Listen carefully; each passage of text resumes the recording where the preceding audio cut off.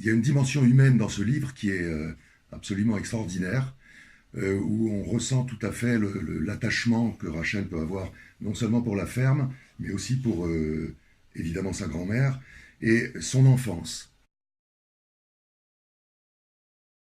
Je trouve que c'est un très très beau livre pour les femmes qui sont montrées dedans, qui sont extrêmement différentes, mais qui montrent chacune, témoignent chacune d'une sorte de force de caractère et d'une volonté de changement aussi.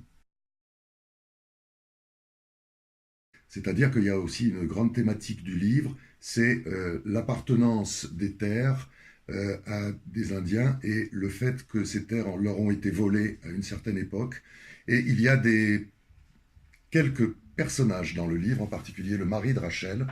qui a très envie de rendre les terres aux Indiens, de faire en sorte que la ferme, donc ce lieu auquel Rachel est tellement attachée, soit rendue aux Indiens. Et c'est un des grands débats du livre. Et je pense que c'est un roman qui a le mérite, en plus d'être bien écrit, extrêmement bien mené, et de se lire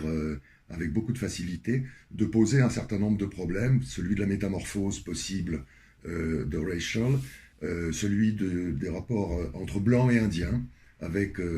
le poids du passé, le poids des problèmes qui n'ont pas été réglés, le poids du vol des terres,